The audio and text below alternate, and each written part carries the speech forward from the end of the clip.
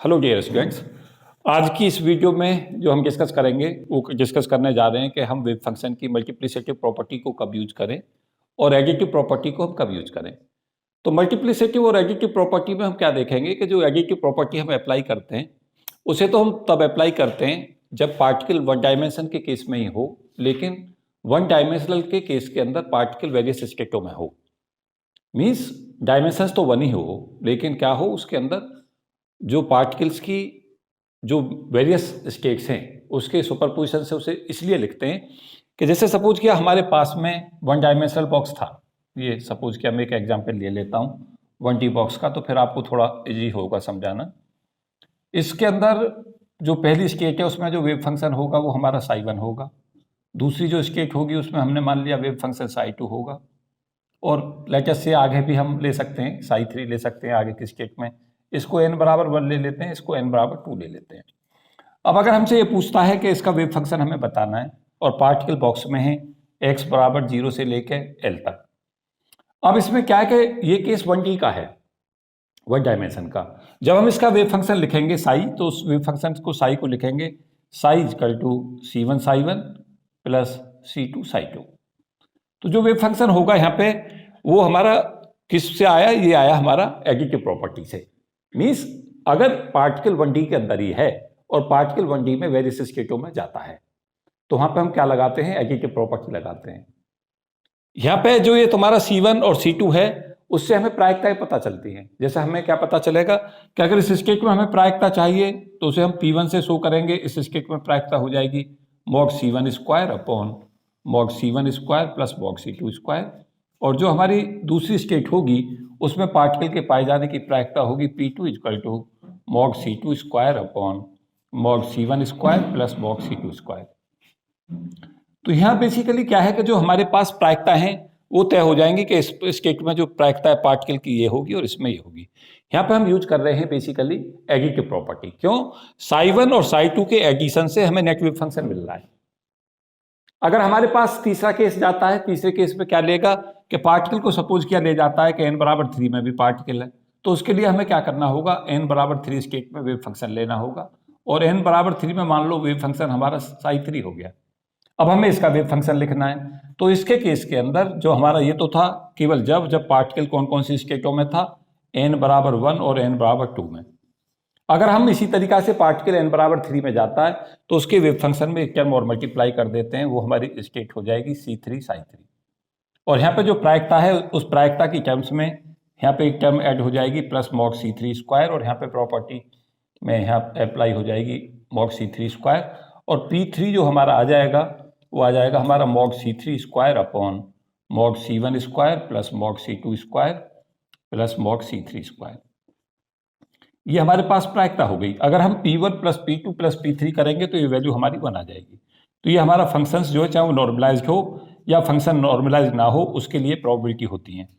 अगर wave function हमारा normalised लेते हैं, हम यहाँ पे psi 1 psi 2 psi 3 normalized wave function लेते हैं, और यहाँ पे अगर ये वैल्यू 1 बन जाती है तो प्रायिकता हमारी सिंपली आ जाती है mod C1 square mod C2 square mod C3 square. तो यहाँ पे हम क्या देख रहे हैं कि वन डायमेंशंस के केस में हम एडिटिव प्रॉपर्टी से वेव फंक्शन को नेट को लिख रहे हैं, और वहां पे हमें क्या पता चल रहा है कि हमें ये भी पता चल जाएगा साथ साथ के पार्टिकल के पाए जाने की प्रायिकता कहाँ कितनी है। इस पर मैंने कुछ क्वेश्चंस पहले भी बताए हैं। जैसे सपोज किया हमारा कहता है C1 C2 C3 कहता 1 है, अब हमसे पूछता है कि आप प्रायिकता बताएं कहाँ पे कितनी है। तो वहां पे हमें आ रहा अगर इसके अंदर C1 C2 C3 अगर इक्वल हैं तो प्रायिकताएं समान होंगी। फिर हमें क्या करना है, इसको कुछ भी नहीं करके देखना है। और एक चीज सदा जीवन में याद रखें कि चाहे वेव फंक्शन हमारा psi equal to psi 1 plus psi 2 plus psi 3 हो, या psi equal to psi 1 plus I psi 2 plus psi 3 हो, इन सब में इस फॉर्म में जो होंगे उनमें सब में प्रायिकताएं सेम होंगी। साथ साथ एक चीज जो हमें यहाँ पे याद रखनी है वो इंपॉर्टेंट ये भी है कि जो हमारा वेव फंक्शन होता है अगर उसके कोफिशिएंट यहाँ पे इक्वल होते हैं, और इक्वल के साथ साथ ये भी याद रखें कि आई और माइनस आई भी हों या माइनस के साथ भी हों, तो वहां पर हम प्रायिकता को बराबर भागते हैं। यहाँ पे भी पार्टिकल की पाए जाने की प्रायिकता यहाँ 1/3 होगी, यहाँ भी 1/3, यहाँ भी 1/3। सिमिलरली यहाँ चलेगा 1/3 प्रायिकता यहाँ होगी, 1/3 यहाँ होगी, 1/3 यहाँ होगी। तो प्रायिकताओं का यहाँ से डिस्ट्रीब्यूशन भी हमें पता चल जाता है कि प्रायिकताएं जो हमारी होंगी वो तीनों जो है उसके इक्वली डिस्ट्रीब्यूट होंगी। कब? जब हमारे C1 C2 C3 इक्वल होंगे।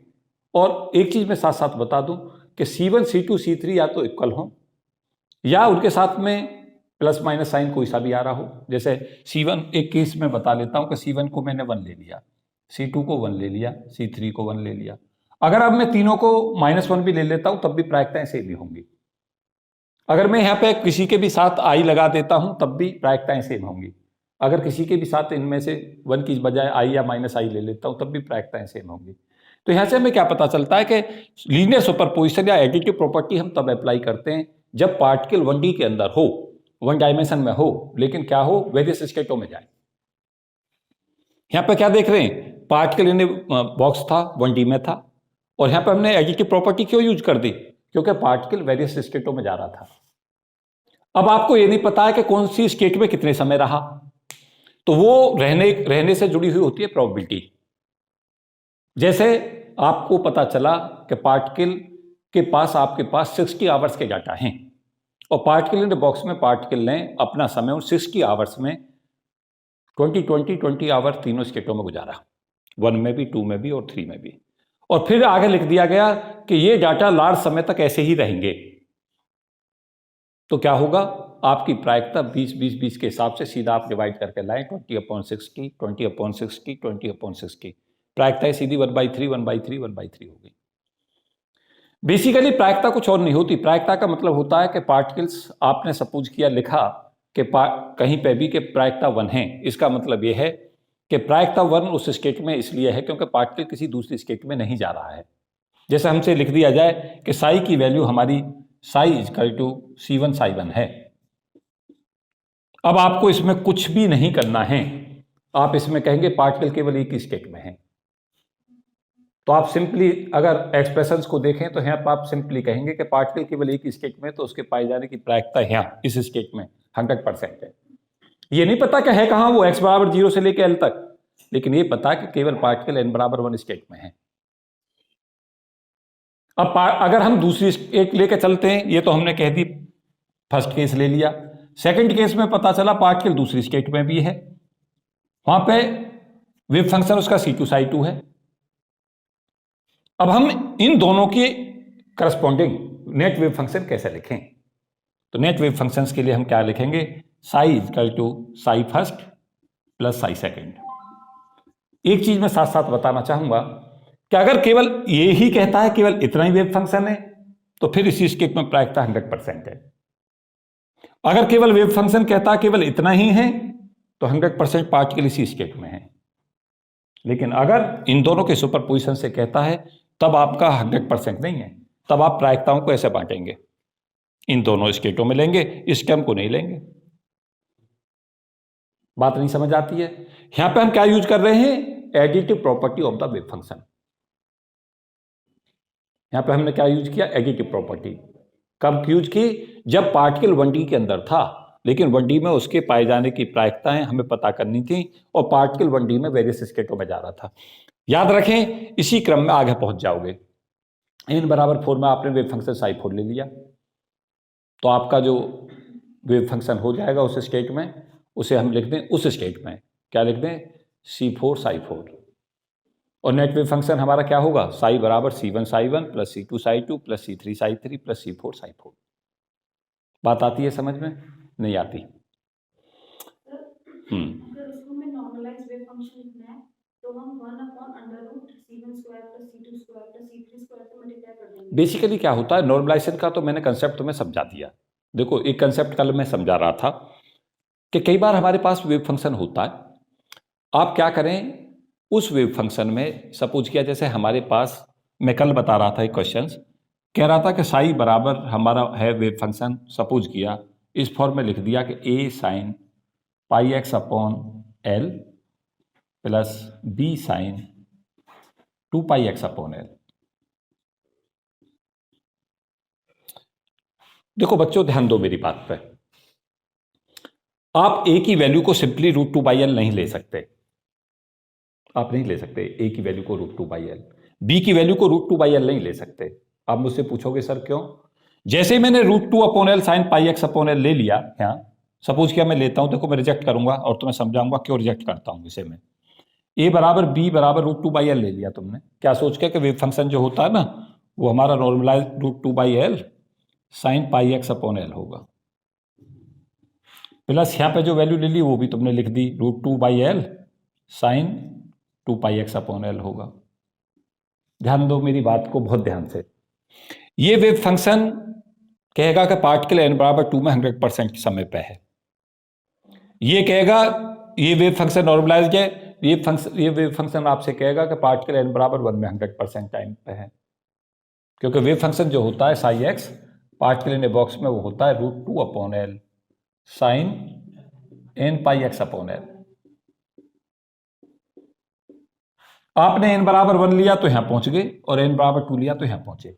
अब आपकी ये दोनों बातें एक साथ सही हो नहीं सकती, इसलिए आपको कोफिशिएंट मल्टीप्लाई करने पड़ते हैं। अब आपको ये बताना पड़ेगा आगे कि पार्टिकल को जब आप वेव फंक्शन बना रहे हैं तो आपको ये बताना पड़ेगा कि भाई पार्टिकल कौन सी स्टेट में पाए जाने की उसकी प्रायिकता क्या है। आप उसके साथ में सपोज क्या कहते हैं कि भाई हमारी प्रायिकता, इसके लिए मैं रिफ्यूज करूंगा, ये वैलिड वेव फंक्शन नहीं है, लेकिन अब अभी मैं इसको वैलिड वेव फंक्शन बनाए देता हूं, क्या करके यहां पे वैल्यू मल्टीप्लाई कर देता हूं 1/√2, यहां पे मल्टीप्लाई कर देता हूं 1/√2। अब ये वेव फंक्शन वैलिड हो गया। आप कहेंगे सर क्यों हो गया, यहां n बराबर 1 में पार्टिकल है और उसकी प्रायिकता इसके कोफिशिएंट के स्क्वायर के बराबर होगी, हाफ होगी। यहां पे पार्टिकल n बराबर 2 में है, इसका स्क्वायर के कोफिशिएंट से प्रायिकता होगी, हाफ प्रायिकता यहां हो गई, तो हाफ प्लस हाफ प्रायिकता हो गई, तो प्रायिकता 1 हो गई और वेव फंक्शन नॉर्मलाइज्ड भी है। बात नहीं समझ पाए? जब हम सीधा वेव फंक्शन को √2/l से मल्टीप्लाई कर देते हैं और sign pi x upon L लिख देते हैं, तो आपने उस समय पर जैसे ही उस वेव फंक्शन को नॉर्मलाइज किया √2/l के इक्वल, तो आपने ये इंश्योर कर दिया कि पार्टिकल उस समय पर 100% उसी स्टेट में है n बराबर 1 में। अब आपने क्या किया था इसी केस में, √2/l के बाद में अगर आपने कोफिशिएंट नहीं लिए थे तो आप 100% दो जगह पार्टिकल को बता रहे हैं, जो कि संभव नहीं। अब आप ये कह रहे हैं जब आपने ये 1/√2 फैक्टर से मल्टीप्लाई कर दी, तो आप ये कह रहे हैं कि अगर आपके पास लार्ज मेजरमेंट है समय का, तो हाफ समय पार्टिकल यहां देखा गया है और हाफ समय इस स्टेट में देखा गया है। नाउ इट्स ओके, अब ये वैलिड वेव फंक्शन है। अब ये आपके ये C1 हो जाएगा, जब आप इसको लिखेंगे तो यही मतलब हो गया, ये C1 ये ψ1 और ये तुम्हारा C2 और ये ψ2, ये तो हमारा ψ1 हो गया, ये हमारा क्या हो गया ψ2 और ये C2 हो गया और ये C1 हो गया।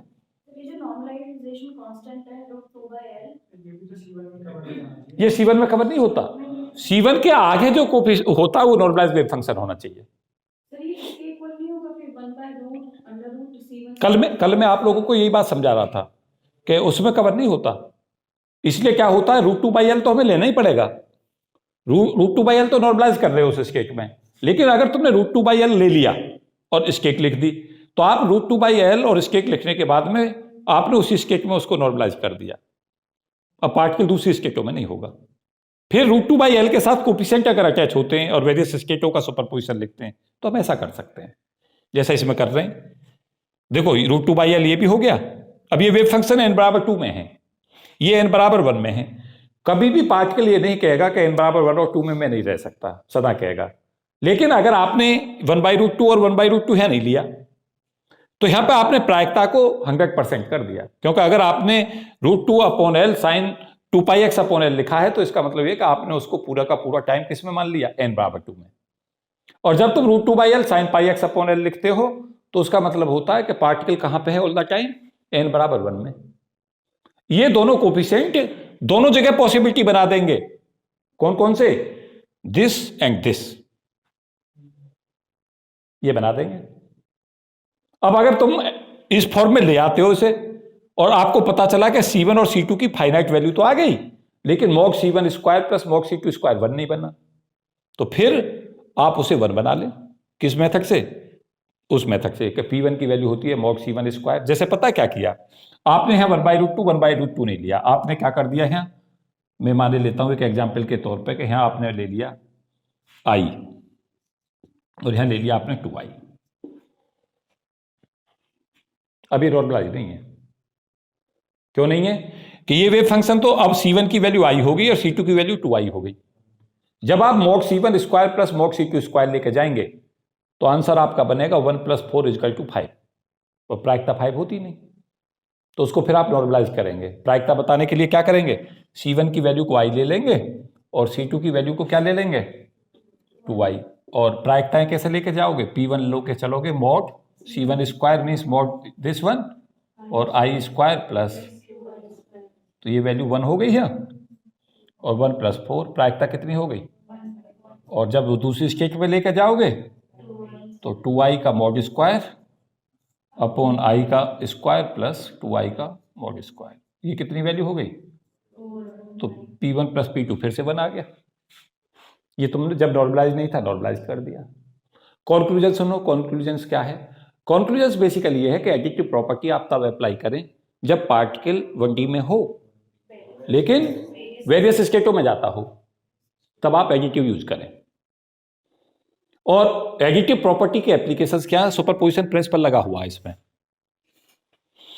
अगर सुपरपोजिशन का स्टेटमेंट आपको बताऊं तो बेसिकली ये कहता है सुपरपोजिशन प्रिंसिपल कि जब दो या दो से ज्यादा वेव किसी माध्यम में एक दूसरे के ऊपर सुपरइम्पोज कर दी जाती हैं और उनका डिस्प्लेसमेंट एम्पलीट्यूड का लीनियर फंक्शन होता है, तो नेट डिस्प्लेसमेंट y जो होता है वो y1 + y2 and so on होता है, जहां y1 डिस्प्लेसमेंट पहली वेव का, y2 डिस्प्लेसमेंट दूसरी वेव का। याद आ रहा है, y = y1 + y2। यहां पे क्या किया गया है, अगर आप ध्यान दे रहे हो तो यही किया गया है, y = y1 + y2 + y3, C1 C2 C3 की वैल्यू तो ये आर्बिट्री तुम कुछ भी ले सकते हो, ये तो कॉस्ट, इनकी तो एक फिक्स वैल्यू आएंगी, तो प्रायिकताओं को डिसाइड करती हैं। बात नहीं आई समझ। अब हम चलते हैं कहां, अब चलते हैं मल्टीप्लिसिटिव कहां यूज करें, वो थोड़ी इजी है, काफी आसानी से समझ जाओगे थोड़ा सा ही समय लेकर। और आप अगर इस चीज को समझ लेते हैं कि हम एडिटिव कहां यूज करें, मल्टीप्लिसिटिव यूज कहां करें, तो फिर हमारे लिए राहें कुछ इजी हो जाती हैं। ऑलवेज एक ही चीज आपको याद रखनी है कि कंसेप्टों को साउंड करके चलो। उन बच्चों के लिए सिलेक्शंस बहुत इजी होता है जिनके कंसेप्ट साउंड होते हैं, मीन्स वो जानते हैं एडिटिव कहां यूज करनी है, मल्टीप्लिसिटिव कहां यूज करनी है। इंटरव्यू में जाओगे तो पूछेगा कि आप वेव फंक्शन की मल्टीप्लिसिटिव प्रॉपर्टी कहां यूज करते हैं। अब बेसिकली क्या है, बहुत इजी है समझना। एक पार्टिकल है और पार्टिकल के केस हमारे क्या हो सकते हैं, देखें। पार्टिकल के केस में मैं पार्टिकल ने बॉक्स को आधार मान रहा हूं, लेकिन आप ये ना माने कि सर ने पार्टिकल ने बॉक्स पे थ्योरी दी है तो वो केवल पार्टिकल ने बॉक्स के लिए थ्योरी है। ये आप हार्मोनिक ऑसिलेटर पे भी यूज कर लेंगे, जब हार्मोनिक ऑसिलेटर 1D होगा उसकी थ्योरी को 2D और 3D में बढ़ाएंगे, तब भी इसी कंसेप्ट पे चलेंगे। जब भी हमारे सिस्टम्स होते हैं 1D से हम 2D पे जाते हैं, 2D से 3D पे जाते हैं, तो आपको ऑलवेज डायमेंशंस को बढ़ाना और डायमेंशंस को घटाना आना चाहिए। आपको पता होना चाहिए कि यहाँ पे हम किस कंसेप्ट से चलें। जैसे हमारे पास में पार्टिकल है, ये हमारा बॉक्स के अंदर है, तो बॉक्स के केस हमारे पास जो होंगे वो एक केस होगा 1D का, 1 डायमेंशनल बॉक्स, एक हमारे पास होगा 2D का, और एक हमारे पास होगा 3D का। तो बॉक्स 1 डायमेंशनल बॉक्स होते हैं। यहां पे वेरिएशंस जो चलता है x का चलता है, केवल x वेरी करता है। 2 डायमेंशंस में वेरिएशंस x और y दोनों का चलता है, कोऑर्डिनेट वेरिएशन कह रहा हूं मैं, CV कोऑर्डिनेट वेरिएशन। 1 डायमेंशन में x का चलता है, 2 डायमेंशंस में x और y का चलता है, और 3 डायमेंशंस के अंदर x y z का चलता है।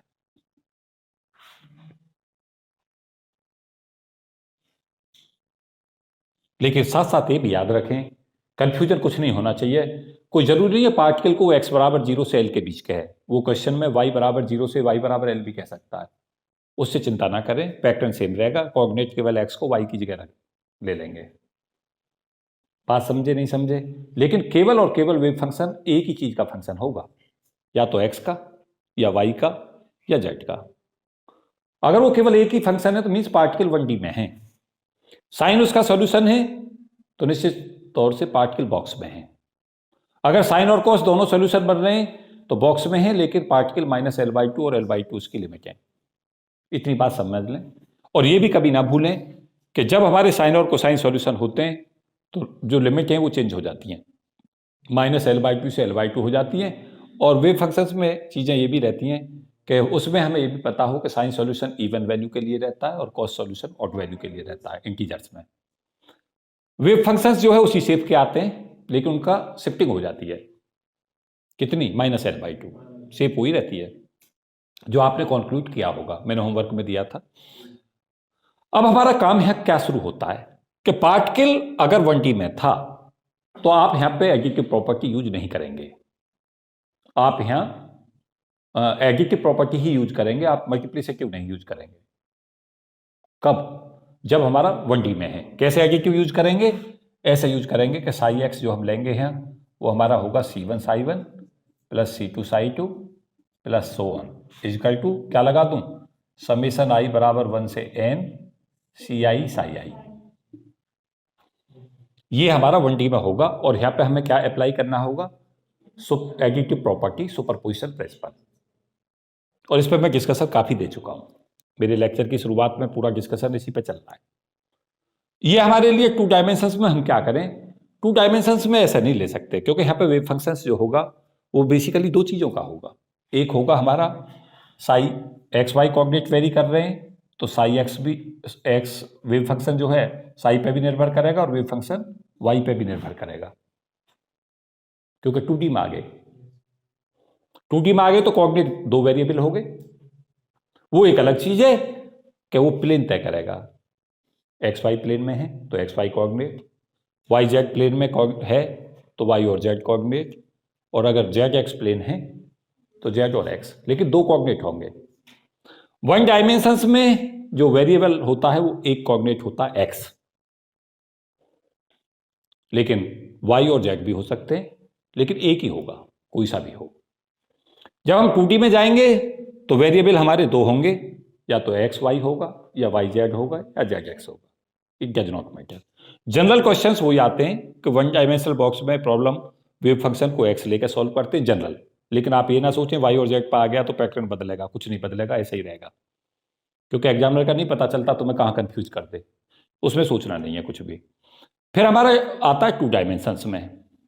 अगर बॉक्स के बारे में बात करें तो 2 डायमेंशंस के हमारे पास जो केस होंगे बच्चों, मैं यहाँ पे बता रहा हूँ अलग ले जाके। 2 डायमेंशंस के जो केस होंगे वो एक तो हमारा रेक्टेंगुलर बॉक्स होगा, रेक्टेंगुलर बॉक्स,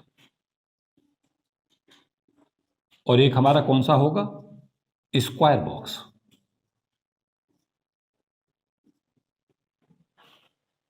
टू डायमेंशंस के अंदर 2 तरीका के बॉक्स हो सकते हैं, एक रेक्टेंगुलर बॉक्स हो सकता है और एक कैसा हो सकता है? Square box. फिर हमारा बच्चों आता है रेक्टेंगुलर बॉक्स में और स्क्वायर बॉक्स में कोई बहुत बड़ा अंतर नहीं होगा। यहां पे जो रेक्टेंगुलर बॉक्स होगा उसमें Lx और Ly इक्वल नहीं होंगे। रेक्टेंगुलर उसे कहते हैं, किसको कहते हैं? जिसकी Lx और Ly सेम ना हो, लेंथ जो है दोनों एक्सिस के अलोंग एक्स और वाई के ऊपर अलग अलग हो। जैसे देखो डायग्राम पर आप दिखा सकते हो, ये तो तुमने मान लिया Lx है और ये तुमने Ly है, तो ये तुम्हारा बॉक्स हो गया। कैसा बॉक्स? Rectangular box. अब आपका स्क्वायर बॉक्स गया तो Lx बराबर Ly इक्वल टू L ले लें। पता है मैं इस स्टेप को बहुत आगे तक बढ़ाऊंगा, इस लेक्चर को मल्टीप्लिसिटिव प्रॉपर्टी बता के कैसे कहां पे हम यूज कर रहे हैं, फिर इसके एप्लीकेशन पोर्शन पर जाऊंगा। तो ये प्रॉब्लम एक प्रॉब्लम की बजाय 5 प्रॉब्लम में बटेगी। पहली तो चल गई थी 1D बॉक्स पे, तो मैं डिस्कशन लगातार दे ही रहा हूं।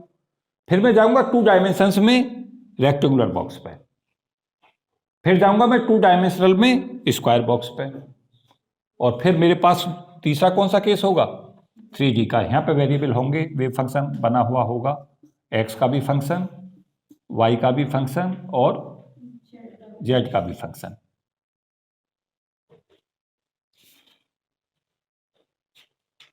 यहां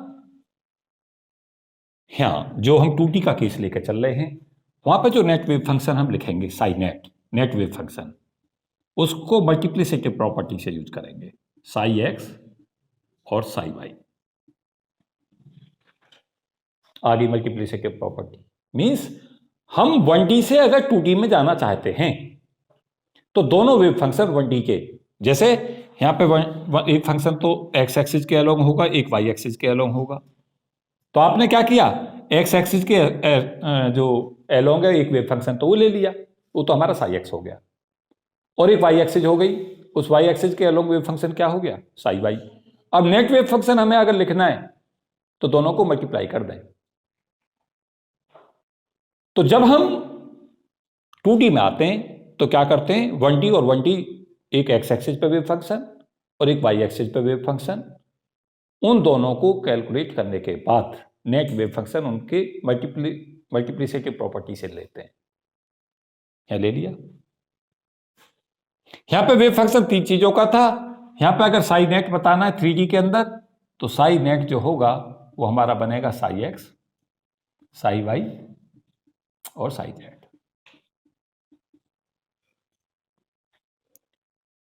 अब इसका केस क्या होगा, 3D में क्या केस बनेंगे। 3D का मैं फिर यहां नीचे लेके आता हूं। 3D में हमारे पास जो बन के आएंगे तो क्यूबॉइड होगा और एक हमारा क्यूबिक बॉक्स, क्यूब कह दो या क्यूबिक कह दो। यहां क्यूबॉइड में क्या होगा, क्यूबॉइड में Lx की जो वैल्यू है वो Ly के इक्वल नहीं होगी, Lz के इक्वल नहीं होगी, और क्यूब में क्या होगा, Lx बराबर Ly इक्वल टू Lz होगा।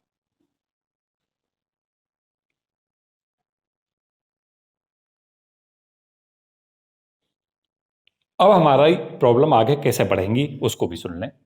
हमें प्रॉब्लम कैसे बढ़ानी है, प्रॉब्लम हमें ऐसे बढ़ानी है कि 1D के ऊपर हम इस प्रॉपर्टी का कोई मतलब नहीं, क्यों, ये प्रॉपर्टी 2D पे लगेगी, ये प्रॉपर्टी 3D पे लगेगी वेव फंक्शन की, और 1D में हमारी सुपरपोजिशन प्रॉपर्टी लगेगी, एडिटिव प्रॉपर्टी। यहां पे हमारी मल्टीप्लिसिटिव मींस अगर हम डायमेंशंस को कनेक्ट करना चाहते हैं, समझें, कंक्लूड कर देता हूं, डायमेंशंस को कनेक्ट करना चाहते हैं तो डायमेंशंस ऐसे कनेक्ट होती हैं कि हमें वेव फंक्शन सपोज किया 2D का बनाना है, और ये 1D है और एक दूसरी D है, 2D से ही तो बनेगा ये। तो जो नेट वेव फंक्शन होगा वो, इसको मैं 1D को यहाँ पे फर्स्ट लिखे दे रहा हूँ और इस दूसरी 1D को सेकंड लिखे दे रहा हूँ। तो मेरा net wave function psi 1D first और साई 1D सेकंड, मीन्स ये एक डायमेंशन दूसरी वाली, जैसे y डायमेंशन, ये पहली डायमेंशन में x डायमेंशन, तो इस तरीका से हम लिख पाते हैं। और इसी को अगर हमें किस में बदलना है, 3D में, तो क्या करें, साई 3D जो हम लिखेंगे 3 डायमेंशन वेव फंक्शन, उसे 3 पार्ट में बांट लेंगे, साई 1D, साई दूसरी 1D और तीसरी 1D, और इसको फर्स्ट, इसको सेकंड, इसको 3।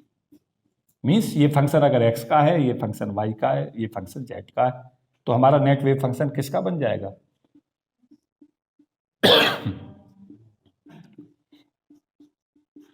ये हमारा नेट वेव फंक्शन बन जाएगा।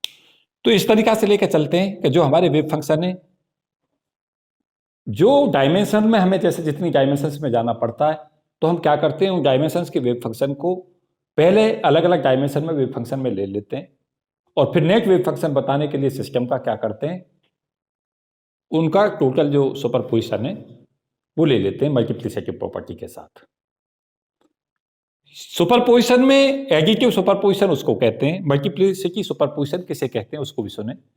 जब वेव फंक्शन मल्टीप्लाई किए जाते हैं वो हमारे मल्टीप्लिसिटिव वेव फंक्शन कहलाते हैं, और वो डायमेंशंस को कनेक्ट करते हैं। अगर आप 1D से 2D में जाना चाहते हैं तो वेव फंक्शन को 2D में क्या करें, 1D को 2 पार्ट्स में ले लें। जैसे क्या करें, पार्टिकल यहाँ पे इसी केस का मैं दूं तो यहाँ पे मैं ये कहूंगा कि पहले Lx लेंथ लेके चलें और इसे इंडिपेंडेंट माने Ly से। तो यहाँ पे वेव फंक्शन हमारा जो साई होगा वो Lx का फंक्शन होगा, मीन्स x का फंक्शन होगा। यहाँ पे वेव फंक्शन लेंथ पे निर्भर करेगा y पे, ये तो फंक्शन हो जाएगा x एक्सिस के अलोंग, एक y एक्सिस के अलोंग, वो वेव फंक्शन हमारा साई वाई हो जाएगा। तो नेट साई हमारा ये लिख दिया जाएगा। ये हमारी मल्टीप्लिसिटिव प्रॉपर्टी कहलाती है। तो जब हम डायमेंशंस को कनेक्ट करते हैं, कंक्लूजन्स में 2 लाइन का ये देता हूं, जब हम 2 डायमेंशंस को कनेक्ट करते हैं 1D से, तो 2 डायमेंशंस को 1D और 1D की 2 डायमेंशंस में अलग अलग वेव फंक्शन ले लेते हैं। जैसे हम एक्स वाई के लिए जा रहे हैं, एक्स वाई प्लेन के लिए, तो 2D हो गया। तो पहले वेव फंक्शन एक्स के लिए ले ले साई एक्स, और फिर वाई के लिए ले ले साई वाई, और नेट वेव फंक्शन क्या करें, मल्टीप्लाई करके लिख दें। उसी तरीका से अगर हमें 3D में आना है, तो एक एक्स एक्सिस के corresponding wave function psi x, एक डायमेंशन कवर हो गई। वाई एक्सिस के लिए दूसरी डायमेंशन कवर हो गई, वहां पर वेव फंक्शन साई वाई, और तीसरी डायमेंशन किससे कवर हो गई, साई जेड से, उसका वेव फंक्शन साई जेड। और जब एक्स एक्सिस का वेव फंक्शन माने तो वाई और जेड की बात ही ना करें उस समय, केवल एक्स पे फोकस करें। जब वाई पे हम डिस्कशन दें तो उसे एक्स जेड पे डिस्कशन ना लें उस समय पे, और जब हम जेड की लें तो उसे एक्स वाई से इंडिपेंडेंट करके केवल जेड के लिए ले लें, और नेट वेव फंक्शन फिर क्या करें, मल्टीप्लाई करके पूरे सिस्टम का वेव फंक्शन लिख दें। बात आती है समझ में? और इजी किए देता हूं थोड़ा सा। कई बार कैसी सिचुएशंस होगी कि पार्टिकल हमारे 2 हो गए एक ही बॉक्स के अंदर, एक बेहतरीन प्रॉब्लम बनने लगती है। ऐसा नहीं है कि तुम ये सोचो कि क्वेश्चंस और ये यहीं पे कवरेज हो जाएगा। आगे मैं नेक्स्ट लेक्चर में कभी कहीं डिस्कस कर रहा हूँ, जब हम पार्टिकलों को फिल करते हैं, जैसे एक बड़ा ही महत्वपूर्ण क्वेश्चन है, मैं आज तो नहीं डिस्कस कर रहा हूँ, मैंने कुछ लेक्चरों में डिस्कस भी किया है, पहले भी मैंने उस पर वीडियो डाली है, जिसमें क्या कहता है कि पार्टिकल को फिल करें। जैसे उसने क्या कह दिया, एक इलेक्ट्रॉन है, उनको फिल करना है पार्टिकल के बॉक्स में 1D के अंदर, कैसे फिल करें। 2D में कहेगा 2D में भरना है तो कैसे फिल करें, 3D में भरना है तो कैसे फिल करें, कभी आगे नेक्स्ट वीडियो में डिस्कस करूंगा। लेकिन कंसेप्चुअली यही है कि हम जब पार्टिकलों को फिल करते हैं तो इन कंसेप्टों को अप्लाई करते हैं, ये हमारे लिए महत्वपूर्ण हो जाती है। और आगे जो हमें देखना है, अब हमें 2D में जाना है। नेक्स्ट लेक्चर में जो मैं जा रहा हूँ, इस 2D के इस एप्लीकेशंस को कर रहा हूँ जब मैं वेव फंक्शन लिख रहा हूँ रेक्टेंगुलर बॉक्स में और स्क्वायर बॉक्स में। और एक चीज जो साथ साथ अटैच किए देता हूँ, वो ये है कि एनर्जी हमारी सदा एडिटिव प्रॉपर्टी होती है। एनर्जी कभी मल्टीप्लाई नहीं होती। एनर्जी कैसा होती है, एडिटिव प्रॉपर्टी को ओबे करता है energy. Wave functions can obey multiplicity and additive property both depending upon the dimensions. If dimension is single, wave function will obey the additive property, and if dimensions is more than one, then wave function obey the multiplicity property. And energy is always a scalar parameters, so it always add. आप energy को कभी भी multiply नहीं करेंगे, energy सदा add होती है।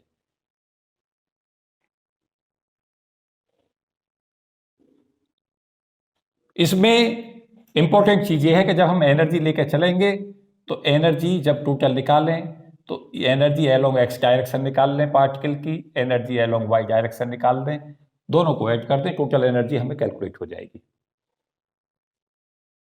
बात समझ आ गई? कहां लगेगा ये एक्सप्रेशंस? 2D में। और अगर एनर्जी को हम निर्भर कर रही है तीनों कोऑर्डिनेट पे, पार्टिकल 3D के अंदर है, तो हम 3D में ये लगा दें।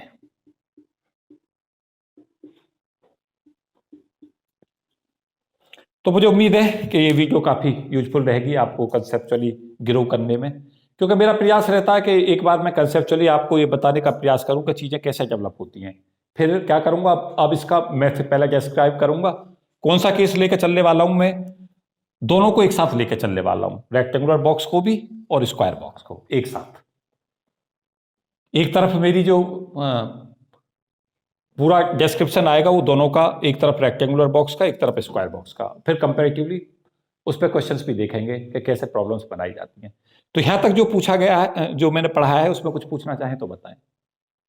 हाँ जी सर, ये जैसे 1D का केस हम डिस्कस कर रहे हो 2D का सर, तो ये सर इसको 3D को समझने के लिए एक मतलब मेथड बनाया गया है, मतलब ऐसा कुछ है नहीं, बेसिकली मेथड नहीं बनाया, ऐसा है ही। क्योंकि बेसिकली आप क्या करोगे, जब इसके चलते रिजल्ट निकालोगे तो जो रिजल्ट हैं बेसिकली जो हमारी फिजिक्स डेवलप होकर आती है, ऐसा बिल्कुल भी ना समझें कि वो केवल थ्योरेटिकल कंसेप्टों पर बेस होती है। इनके एक्सपेरिमेंटल प्रूफ होते हैं। तो सर पार्टिकल अगर पहली मोशन करेगा तो सिंपल सा आंसर 3D में करेगा वो।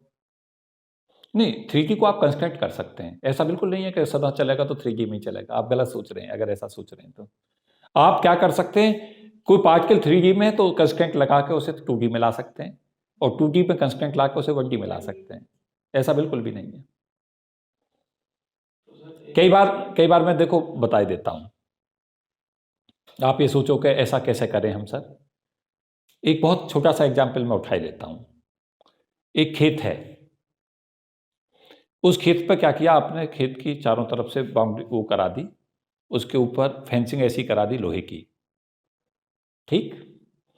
आगे आपने क्या किया, तीनों तरफ से फेंसिंग फिर करा दी इस तरीका से कि जैसे आप एक खेत के ऊपर हैं तो यहाँ पे आपके पास अगर कहें कि खेत में हैं, आपकी कितने डायमेंशंस आपका केस होगा, तो 2D होगा, ये इधर भी जा सकते हो इधर भी जा सकते हो। अब खेत में भी इसका निर्भर होता है तो उसकी शेप रेक्टेंगुलर है या हमारी स्क्वायर है, दोनों तरीका के हो सकते हैं। अब आप कहते हैं कि सर हमें रेस्ट्रिक्शंस लगा के बताओ कि भाई इसे हम 2D से 1D में कैसे करें, तो आप कर सकते हैं। क्या करें, यहाँ पे इस खेत के अंदर यहाँ चारों तरफ क्या लगा दें, ताल लगा दें। अब आप खेत में तो अंदर जा नहीं सकते। उसके बाद क्या करें, यहाँ पे यहाँ जैसे ही तुम यहाँ से इधर की तरफ चलने लगो, यहाँ पे भी कांटों के तार इधर लगा दें इधर लगा दें।